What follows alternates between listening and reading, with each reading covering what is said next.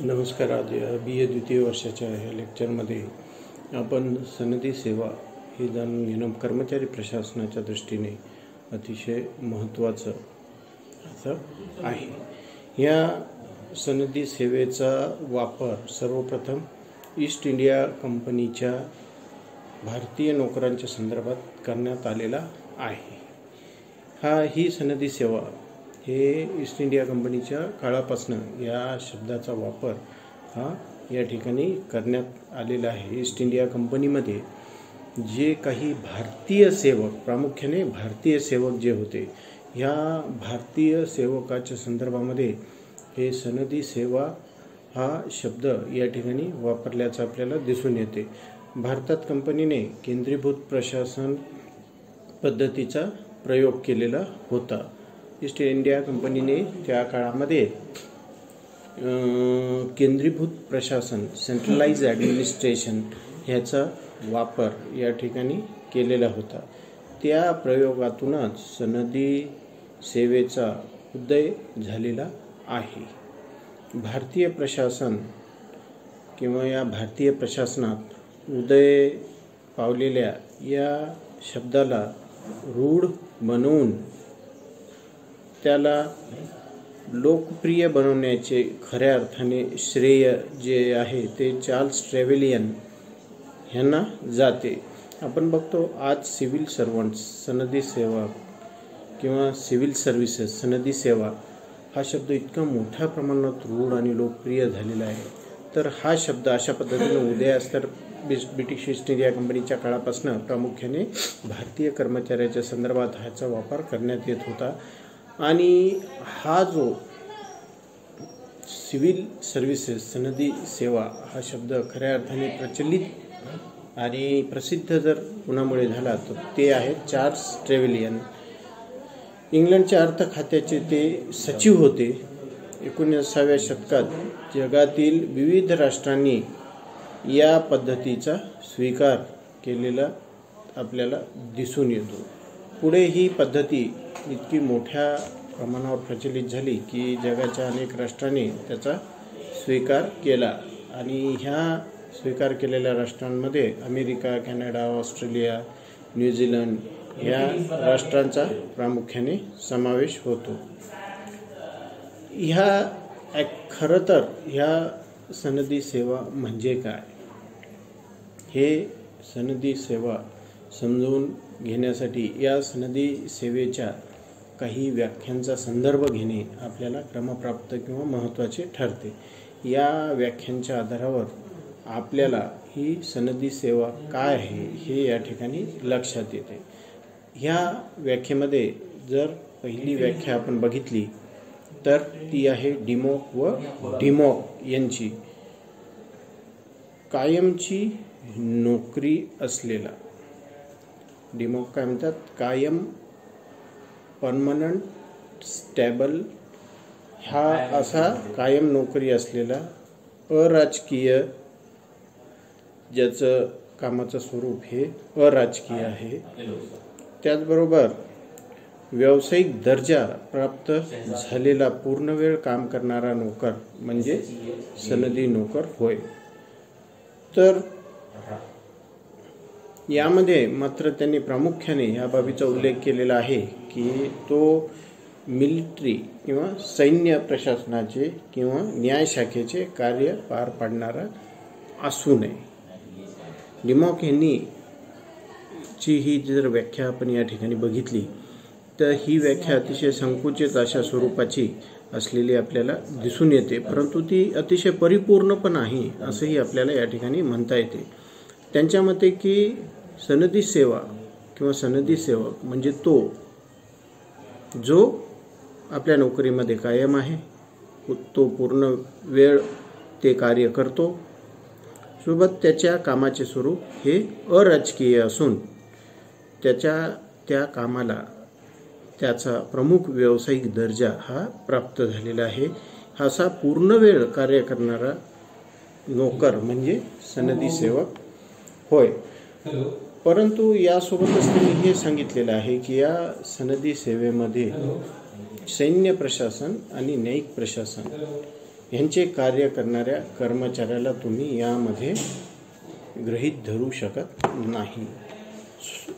सोबतच आपण बघतो की टॉमलिन कमिशनने या संदर्भात केलेली व्याख्या ही पण महत्त्वाची ठरते। यामध्ये नागरी स्वरूपाचे कार्य पार पाडणारा व ज्याचे संपूर्ण वेतन संसदेने संमत केलेल्या रकमेतून दिले जाते। नागरी स्वरूपाचे कार्य पार पाडणारा व ज्यांचे संपूर्ण वेतन संसदेने संमत केलेल्या रकमेतून दिले जाते असा राजपदाचा नोकरवर्ग म्हणजे सनदी नोकरवर्ग होय।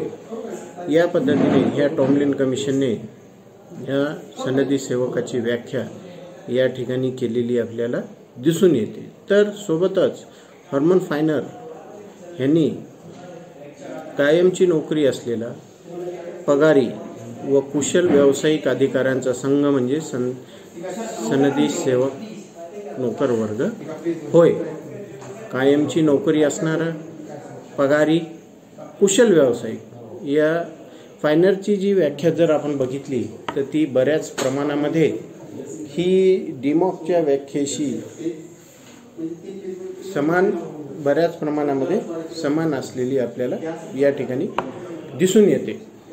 यांनी काय सांगितलं आहे, फायनरने डिमॉकच्या याच्याशी मिळतीजुळती व्याख्या आहे। कायमची नोकरी असलेला पगारी व्यावसायिक आणि कुशल असा अधिकाऱ्यांचा संघ म्हणजे सनदी नोकर होय। प्रशासनातील प्रत्येक पद कायद्याद्वारे निर्माण केलेले हे असते। पदाचा दर्जा व कार्य कायद्याद्वारे ठरवण्यात आलेले असते। प्रत्येक प्रशासनात विविध पदे असतात। त्यापैकी काही पदे निवडणुकीद्वारे व काही पदे नियुक्तीद्वारे प्राप्त करता येतात। आपण बघतो की अनेक स्वरूपाची राजकीय पदे ही निवडणुकांच्या माध्यमातून या ठिकाणी प्राप्त करता येतात। सनदी सेवेमध्ये केवळ नियुक्तीच्या पद्धतीने प्राप्त केलेल्या पदांचा समावेश हा होत असतो, परंतु जगात सनदी सेवा या शब्दाच्या व्याप्तीबाबत एकवाक्यता दिसून येत नाही। विविध राष्ट्रांनी त्यामध्ये विविध नोकरांचा समावेश केलेला आपल्याला दिसून येतो। जर यामध्ये आपल्याला इंग्लंडचा उदाहरण घ्यायचं आहे तर इंग्लंडमध्ये केवळ केंद्रीय प्रशासनात कार्य पार पाडणाऱ्या नोकरांनाच या सनदी सेवेमध्ये समावेश हा करण्यात येतो। परंतु जर अमेरिकेच्या संदर्भात जर बघितलं तर सर्वच नोकरांना अमेरिकेमध्ये सर्वच नोकरांना हे सनदी सेवक असे मानण्यात येते। अलीकडच्या काळामध्ये जर आपण बघितलं तर सनदी सेवा या शब्दाला विविध पर्यायी शब्दांनी संबोधलेलं आपल्याला दिसून येते। जसं उदाहरणार्थ पब्लिक सर्व्हिसेस लोकसेवा, त्याचबरोबर ब्युरोक्रॅसी नोकरशाही किंवा फंक्शनायझर फ्रेंच शब्द फंक्शनियर यापासून हा फंक्शनायझर हा शब्द झालेला आहे। परंतु सनदी सेवा ह्या शब्दापेक्षा या ठिकाणी लोकसेवा या शब्दाची व्याप्ती अधिक आहे, कारण त्यात सरकारी उद्योग, व्यापार व वाहतूक या क्षेत्रात कार्य करीत असलेल्या ह्या नोकर वर्गांचा समावेश होतो। लोकसेवेची व्याप्ती ही सनदी सेवेपेक्षा अधिक आहे किंवा अधिक गहन असलेली आपल्याला दिसून येते, कारण या लोकसेवेमध्ये जे विविध गव्हर्नमेंट कॉर्पोरेशन्स आहेत, गव्हर्नमेंट अंडरटेकिंग्स आहेत, याचबरोबर गव्हर्नमेंट ट्रान्सपोर्टेशन आहे, या सर्व कर्मचाऱ्यांचा यामध्ये समावेश होतो। तसेच व्यवहारात प्रशासनातील उच्च अधिकाऱ्यांना श्रेष्ठ गट असे देखील संबोधले जाते।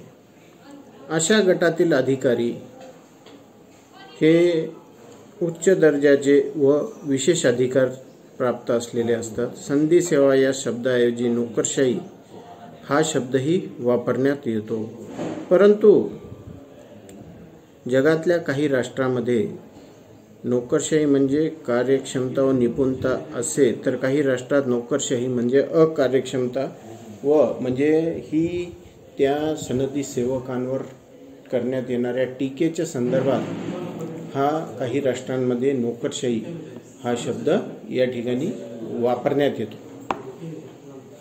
अनेक ठिकाणी काही राष्ट्रांमध्ये याला फार समर्पक दृष्टीने याचा वापर करण्यात येतो नोकरशाही शब्दाचा, तर काही राष्ट्रांमध्ये हे टीकेच्या संदर्भात याचा वापर करण्यात येतो। अशा पद्धतीनं सनदी सेवेची अर्थ या ठिकाणी आपल्याला स्पष्टपणे दिसून येतो। धन्यवाद।